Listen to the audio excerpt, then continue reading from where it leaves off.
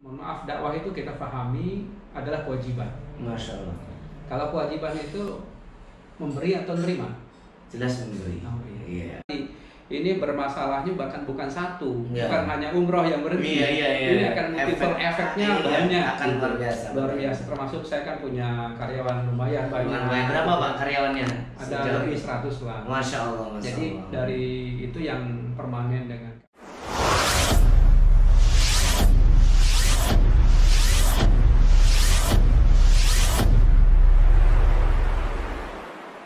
Amin. Ini apakah maksudnya ini sudah memiliki memang 1000 kafe atau memiliki target pengembangan memiliki 1000 kafe? Iya, ini ada filosofinya. Iya. Bahwa 1000 kafe tentu pertama ini gampang disebut. Oh iya. Misalnya dengan bahasa Arab Alf Cafe. Masya Allah. Dengan bahasa Inggris 1000 Cafe. Masya Dan Allah. lain-lainnya. Dengan bahasa apapun bisa dibaca. Mudah. Mudah. Ini salah satu tips Marketing ya. Marketing. Betul. Bikin branding. Iya. Kemudian juga tentu kita ingin ada rasa dengan 1000 rasa. Oh. Karena kita memiliki kopi Nusantara ini Luar biasa ya jenisnya dan macamnya. Setiap gunung beda rasa. Masya Allah. Setiap daerah juga beda rasanya. Iya. Setiap ketinggian juga beda rasanya. Beda rasanya. Itulah yang kita termasuk tentu kita punya spirit akan memiliki 1000 kafe. Masya Allah. Dalam arti berarti sangat banyak. 1000 itu menyatakan Hanya wakil dari sebuah angka, Sebuah angka bukan yang berarti besar. harus 1000 tetapi bisa seperti 10.000. sekarang saja kami sudah menyuplai lebih dari 1000. Masya Allah. Menyuplai kafe-kafe di Jabodetabek dan di sekitarnya atau daerah-daerah bahkan di luar Jawa sudah lebih dari 1000 kafe yang sudah Suplai kopi dari 1000 kafe ini. Jadi kami menyuplai ini dalam kondisi pandemi. Ya tadinya memang kita untuk target atau visinya visi ekspor, pameran di Timur Tengah, di Alexandria, di Kairo, di Tunis, di Beirut. Jadi di sudah Riyadh, sering di melakukan Jeddah. pameran-pameran di luar negeri ya. Berarti 1000 kafe ini bukan lagi nasional, Persis. tetapi sudah international branding. Masya Allah luar biasa. Ya karena salah satunya kami kan punya travel ya, salam tour, sehingga seringkali kami keluar negeri ya sambil juga kita manfaatkan. Yang kedua juga anak saya di Mesir ya, dengan juga adik-adik kita di Mesir juga bisa kita training agar mereka juga paham tentang kafe, tentang kopi, dan hubungan baik kita dengan sahabat-sahabat di KBRI atau dengan Dieplu ini kita bisa manfaatkan untuk kebaikan gitu. Nah tadi jadi dari ketika pandemi ini kita move on langsung teman-teman dan alhamdulillah Masya Allah saya sangat bahagia, haru saya mereka cepat move on. Masya Allah. Kemudian sehingga gas untuk kopi ini kita kencengin. Cepat juga ya. Jadi gigi tidak perlu 1 2 lagi, langsung 3 4 mungkin ya. Persis. Masya Allah. Alhamdulillah dan kami diterima. Ini dalam kondisi pandemi kita bisa menjual kurang lebih 1,5 ton, 2 ton dalam waktu 1 bulan ini. Masya Allah. Untuk Jadi kafe-kafe. penjualan kopi dalam bentuk biji Iya, tentunya ya, betul. sampai 1,5 sampai 2 ton di dalam kondisi Untuk pandemi. kafe-kafe artinya Untuk kafe-kafe. biji-biji kopi yang berkualitas. Iya, Masya Allah. Bukan yang bukan yang murah. Bukan yang murah. Itu sampai berapa omsetnya kira-kira dalam di masa pandemi ini? Ya kalau dari omset bisa ambillah kita rata-rata di angka 90.000 Per kilo. karena kan ada yang 90, ada yang crossfit itu ada yang 180 dan Atau range-nya atas. rata-rata mungkin 150-an. Kalau misalnya kita anggap 100 saja. Oh, 100 Nah, ya. berarti kita dapat ada 200 juta lah kurang lebih Masya ya. Allah, Masya 200 juta insya Allah akan terus kita bisa meningkat dalam bulan-bulan ke depan, apalagi kalau pandemi ini sudah selesai. Itu baru dari sektor kopinya ya, Ya, Pak ya. karena yang Jakarta ini kan masih lockdown, nah, PSBB kan. Oke. Sekitar di luaran Jakarta Belum banyak. bisa. Yang paling banyak mengambil kopi-kopi dari saya justru di luar di Jakarta. luar Jakarta, dan itu kita belum bisa ke sana karena kondisi lockdown. Kalau untuk Jakarta belum. Justru kita menyuplainya di luar Di luar Jakarta. Jakarta. Yang paling banyak. Oh, begitu. Nah itu satu sisi yang kopi, nah atau yang kafe. Di Andalus ini kan saya punya properti untuk wedding, untuk berbagai acara ya. Kita punya hall itu atau convention itu ada bisa sampai maksimal 2.000 kursi. 2.000 kursi ya, Masya Allah. Kalau di luar pandemik ya. Iya. Kalau di pandemik buat berarti pernikahan kan kita selalu untuk di Cirebon, apalagi yang ingin Islami ya, suasana yang berbeda dengan hotel-hotel yang lain. Kami alhamdulillah misalnya setiap pekan itu ada yang pernikahan dan ada acara dan kerjasama dengan berbagai instansi, organisasi dan lain-lain. Nah, ketika pandemi ini kan tutup semua. Iya. Sehingga tadi ada staf kami yang satu sisi memang bahasa Arab orang bilang kan rubat dorotin nafi'ah. Masya Allah. Jadi ada saja peluang ketika ada musibah. Seperti laundry kita mungkin naiknya sampai 300%. Oh, ketika musibah ini? Di awal-awal. Oh, di awal-awal. Anggaplah 5 bulan pertama, apalagi 2 bulan belakang. Karena semua masjid, semua rumah gulung kan ya? Gulung karpet. Nyuci semua, Masya Allah. Gulung karpetnya semua. Jadi ada nikmah di balik musibah. Luar biasa ya. Masya Allah. Nah, akhirnya beberapa staf itu kami pindahkan ke yang tadi kosong ya, Andalus kosong atau di Umroh kosong. Nah, kita pindahkan ke laundry atau di cafe. Pun demikian sekolah kan ketika di awal tertutup total ya, tapi kan mereka khususnya karyawan yang kasar ya, satpamnya atau cleaning service-nya ini kan tetap butuh masukan, butuh income, sehingga saya dorong kita kan nggak ada yang dibersihkan, nggak ada yang dijaga sama guru-guru. Akhirnya saya bikin greenhouse di belakang, ada kebun di belakang sekolah. Dibuat taman kebun, dibuat cocok tanam ya. Karena saya ada khawatiran barangkali ini pandemi panjang, kemudian juga barangkali kelangkaan dalam bidang makanan. Kita harus siapkan. Masya Allah, sampai di situ ya. Iya. Oke, Pak Dede, mohon maaf, pemirsa ini menyaksikan kita, dan apa ada dari usaha-usaha tadi yang mungkin bisa di-share ke para pemirsa ini, mungkin buka usaha apa? Dan saya dengar Pak Dede juga memberikan training terhadap para para ahli kafe, mungkin pengelola kafe. Apa disebut apa itu, Pak? Ya, jadi kami di kafe ini kita membuat akademi atau kursus barista. Oh, kursus barista. Di 1000 Cafe ini menyelenggarakan kursus barista, dan insya Allah lebih murah dengan tempat-tempat lain, tapi dengan kualitas top, kualitas yang bagus, sehingga kalau boleh bisa disebutkan, insya Allah dijamin bisa kita pastikan mereka bisa mandiri dan menjadi barista yang profesional. Masya Allah.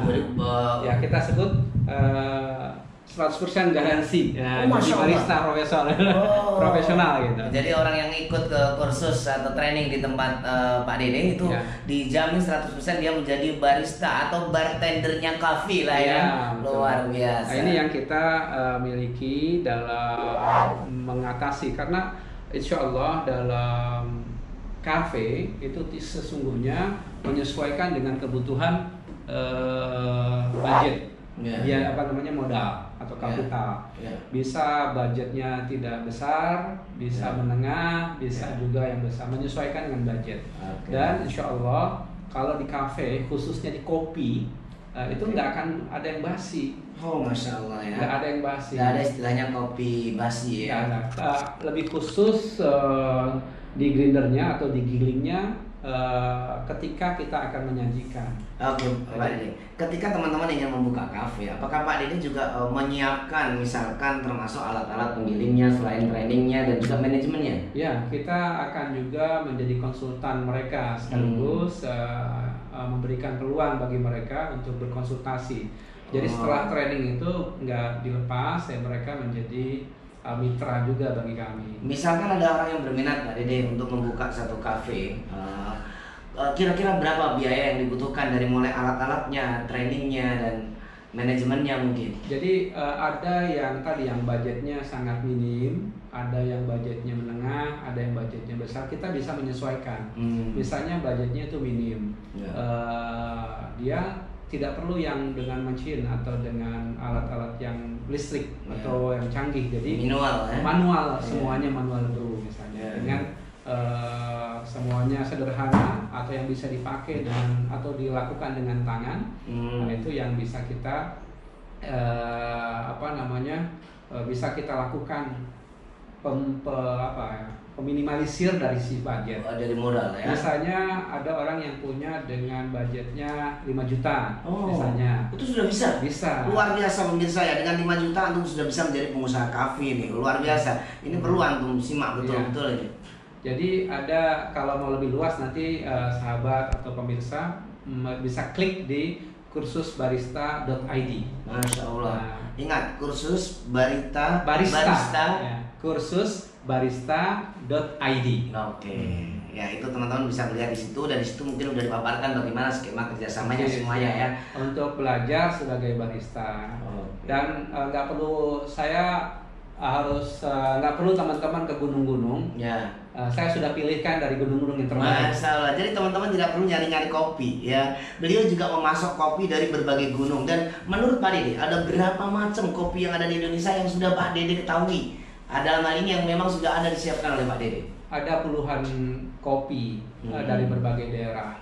Puluhan kopi. Jadi kalau detailnya mungkin nggak ingat ya berapa puluh gitu? Ya, banyak sekali. Banyak sekali. Jadi kalau paling nggak kita sebut ya menjadi prioritas atau banyak di pasaran.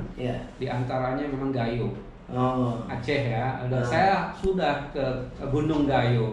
Kemudian ada Lintong ya. Lintong saya juga sudah, Gunung Lintong saya sudah datangi. Dari Danau Toba 2 jam lagi naik ke atas. Kemudian pastinya daerah kita sendiri, daerah kami di Java Prianger ya, daerah Priangan ini juga ada beberapa gunung yang sudah saya naikin langsung dengan petani dan seterusnya. Selain supplier saya yang besar-besar, juga langsung kita ngerti habitat, kita ngerti kultur dari karakteristik dari pohon-pohon kopi.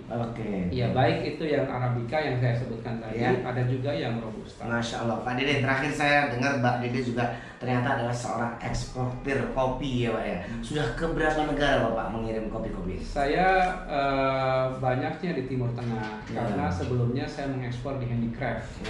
Dan saya pameran-pameran selain mengekspor langsung ke Mesir khususnya ya. Menjadi basic saya karena saya lama di Mesir, sehingga lancar ekspor saya ke Mesir untuk handicraft.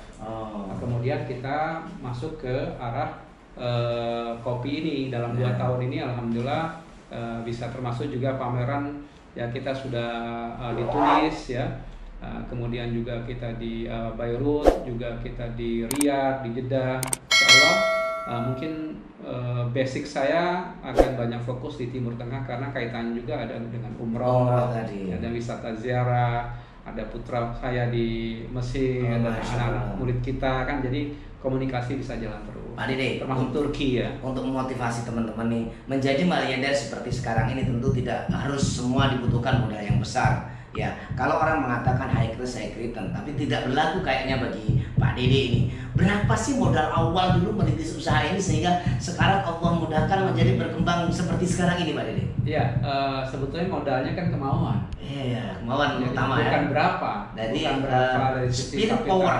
Iya, kemauan itulah yang harus ditumbuhkan oleh kita. Insya Allah pada umumnya kita yang juga umumnya yang di travel semuanya kan dari nol juga banyak itu. Tapi alhamdulillah bisa bangkit, dan karena punya kemauan keras, pengalaman. Bisa dibilang dari 0 rupiah Pak Dede? Iya, betul. Ya, alhamdulillah. 0 rupiah menjadi miliarder. Ini bukan hanya isepan jempol ataupun bukan hanya kicap belaka, tetapi from zero to hero. Pak Dede Darmawan ya. Dede Muharram.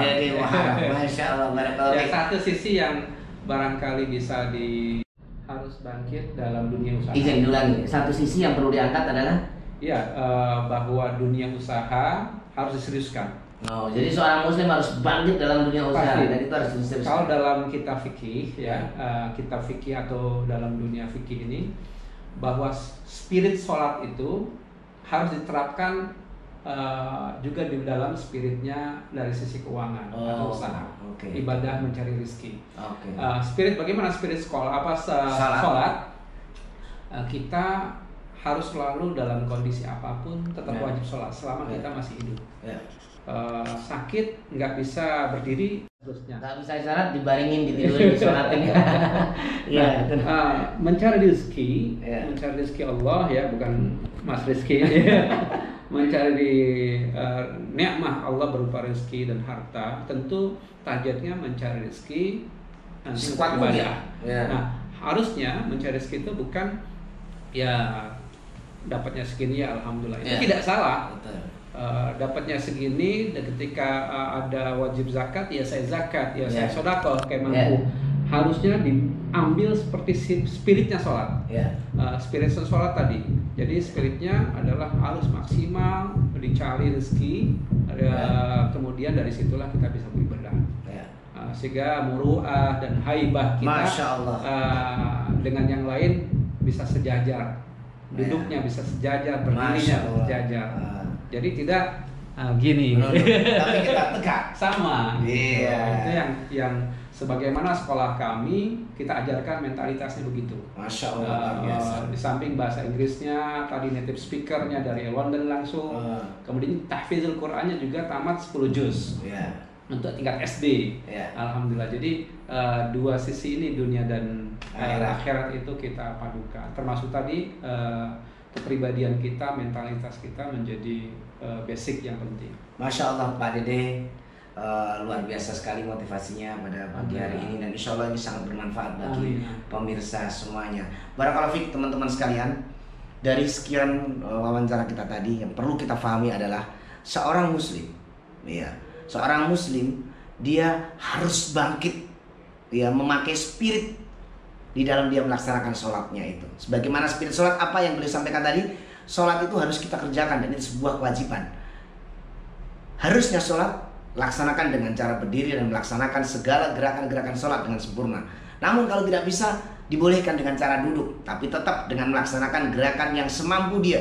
Kemudian kalau tidak bisa, dengan cara berbaring dengan melakukan isyarat-isyarat. Kalau memang dia tidak bisa, mati itu mungkin lebih baik ya disolatkan ya. Jadi bagi seorang muslim, jangan pantang menyerah, jangan mudah menyerah hanya dengan berkedok atau berdalih ini takdir Allah. Allah tidak mentakdirkan kita yang buruk-buruk saja, walaupun meski ada takdir buruk yang datang kepada kita, tapi usaha kita mampu merubah ketetapan Allah. Closing saya, tidak cukup kita berteriak-teriak untuk memboikot produk Perancis dan lain-lain. Kita harus buat solusi. Dan ketika kita bikin, misalnya saya punya supermarket Andalus atau Serba, atau punya Pak Rizky punya, yang lain juga punya, dan seterusnya. Di antara kita lah kita belanja, di antara kita lah kita membeli. Dan berhenti, katakanlah ya, bukan hanya ketika hangat-hangatnya demo, hangat-hangatnya protes. Semenjak itu seperti minta maaf, saya juga tidak minum aqua sudah 20 tahun. Balik lagi setelah itu ya. Saya 20 tahun sampai hari ini mendingan aus saya daripada minum produk orang lain. Artinya lebih baik produk Indonesia dan produk Islam tentunya. Produk Indonesia, dan pasti yang bikin itu dengan baca bismillah. Uangnya ngalir buat umat Islam juga, buat rakyat Indonesia. 100% buat rakyat Indonesia. Itulah prinsip-prinsip dagang dalam Islam yang membuat rahmat lil alamin buat masyarakat sekitar. Terima kasih pemirsa yang berbahagia. Mudah-mudahan bisa ketemu dalam waktu yang lain. Assalamualaikum warahmatullahi wabarakatuh. Assalamualaikum warahmatullahi wabarakatuh. Pemirsa semuanya, insya Allah terus bersama kami, dan ke depan kita akan buka. Ternyata apa yang beliau sampaikan tadi tidak jauh beda dengan apa yang sudah diatur dalam nas hadis. Bahwasannya kalau kita mau teliti, dari 10 sahabat yang dijamin masuk surga dalam sebuah hadis, 8 diantaranya adalah para pengusaha yang sukses. Barakallahu fikum. Sampai ketemu lagi di episode yang akan datang. Assalamualaikum warahmatullahi wabarakatuh.